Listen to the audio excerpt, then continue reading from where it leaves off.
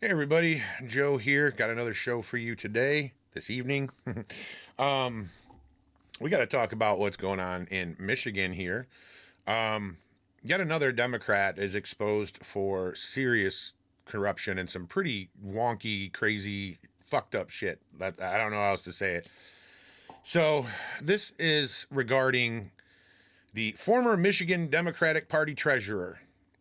Now, she's accused of embezzling from a vulnerable adult. Let's take a listen. This is from Wood TV News 8, which I believe is out of Grand Rapids area.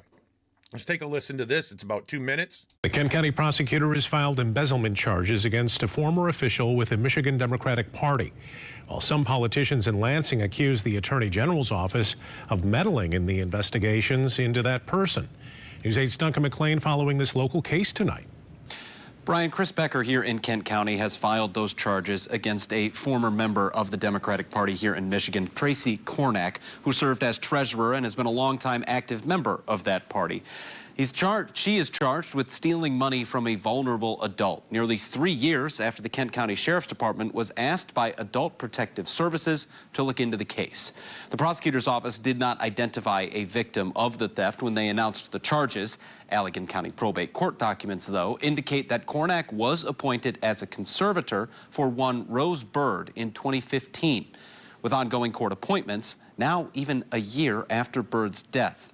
Bird has been mentioned extensively as part of hearings by the Republican-led House Oversight Committee attempting to shed light on the dealings of Kornak, accusing her of transferring more than $400,000 from Bird's accounts to her own without proper documentation as a conservator.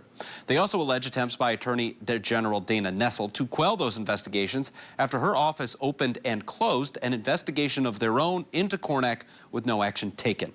Both the Kent County Sheriff's Department and the Kent County Now, see, that's why I could care less, like, say, in Minnesota, about local officials being able to investigate the shootings of the two insurgent terrorists that were shot out there. It would be the exact opposite. They're going to say he's guilty. The feds are going to say he's not guilty. Why? Because he's not. Neither one of these guys were guilty of anything but, manic scenes around them, and the one shooting of the terrorist nurse, and then, getting hit by a car in the other one. There's no way anybody would find that one guilty for sure. But at the end of the day, this is what you get when you have Democrats in charge. They find each other not guilty, and then, if this would have been somebody on the conservative side that had done this to this elder, they would have found them guilty for sure. It's just how it works. They're shady. Prosecutor's office say there has been no contact with the AG's office during their respective investigations and no evidence that the AG's office was trying to tamper in those investigations.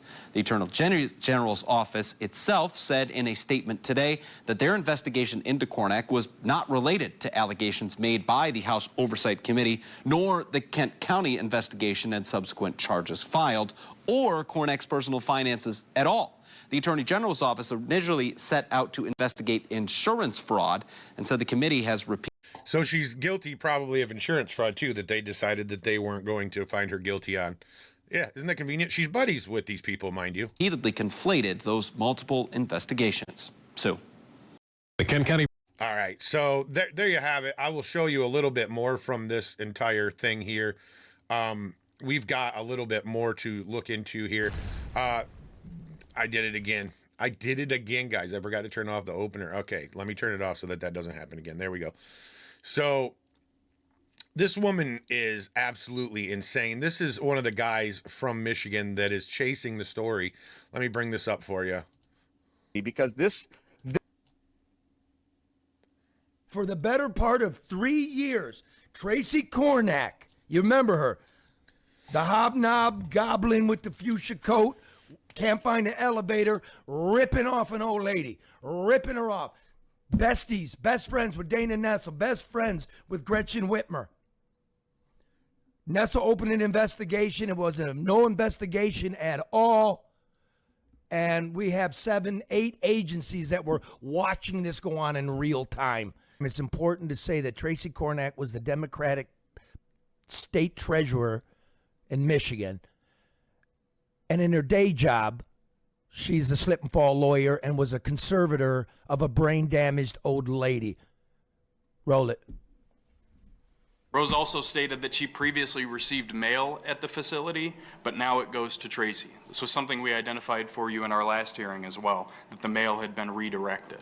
Caregiver states that Rose had been trying to call family members recently, and after a visit from her guardian, Rose's cell phone went missing. The guardian has told caregivers not to talk about the phone.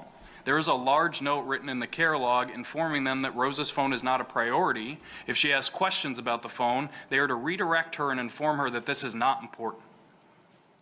The caregiver even notes that Rose recently had 3 family members die, and she was notified of their passing by the guardian, not them or anyone in her family. She also notes that Rose's TV was on a timer where she was only allowed to watch it 2 hours a day. Rose had a nightlight in her room, and staff was instructed that it not be left on overnight, despite Rose wanting it to be. Wow. Caregiver stated that the apartment is pitch black when she leaves it, and it is was difficult to punishing maneuver her. without any light. The old woman caregiver was reports that Rose being was very punished for frustrated because she complaining felt about like her the guardian was abuse. doing things to purposefully agitate her. Took the She light said that bulbs Rose out of loves the bright room. lights on all the time, but recently the guardian had removed all the light bulbs from her apartment, stating that they are fluorescent. What the fuck? She believes that they agitate Rose. The caregiver stated that the guardian had duct taped all the light switches so that they can't be turned on. What is this? Caregiver continues and states that the caregivers at the facility are given specific instructions from the guardian that they are not to touch anything. Rosalind Byrd identifies in this contact that she is being watched by her guardian, Traci Kornak. Not only does she say that, she shows APS a camera that was above the fridge in her room. She reported another one was in her bedroom. She was asked how she felt about that, and she specifically said she did not like it. She didn't understand why there was cameras in her home. She also questioned again a past due balance of her rent, because at this point when there was cameras in her room, she was also behind on rent, even though her conservator was supposed to be taking care of that. In December 6th of 2024, shortly after that case note and the contact to Kent County was made, they again meet with Rose. They attempt to meet with her at least, and at this point, Traci Kornak is in the room with Rosalind Byrd. Traci Kornak is asked to leave, and she leaves, but she places her phone on the TV tray next to her client's chair. The APS investigator notes that the phone was observed to be recording the conversation in the room. What? The recording was stopped due to privacy being requested by Ms. Byrd, and Ms. Byrd reported that she dislikes Ms. Kornak and reported that she wants a new guardian. So again, excuse me. So Ms. Kornak attempted to record a private conversation between 2 individuals that she was not a party in, correct? After being asked to leave by the APS investigator, yes. Which is a crime, correct? Way ahead of you, Mr. Chair. Eavesdropping upon a private conversation is a 2-year felony punishable by a fine of not more than $2,000 or 2 years or both. The facts and the evidence.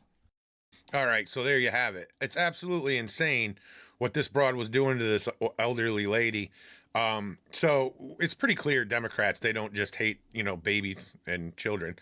They also, I think they just pretty much hate everyone. That's why they're always so angry and upset and just violent in general.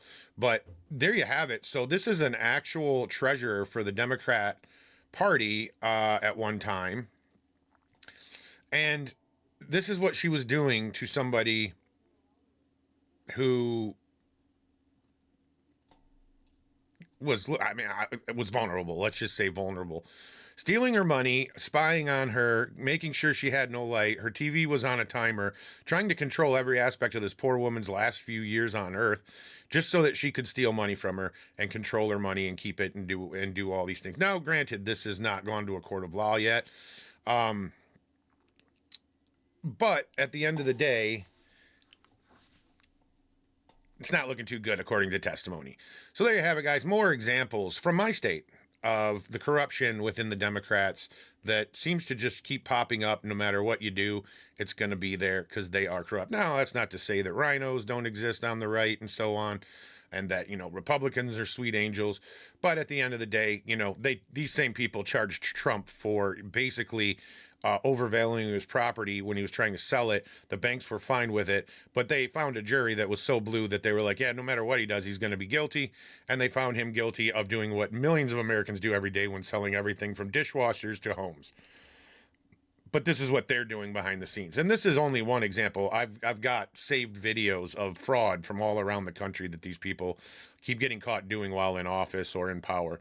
Anyway, guys, that's what I got for you on this one. Keep an eye on that story, and let's see what happens with it. I think I know what's going to happen, and we'll talk to you very, very soon.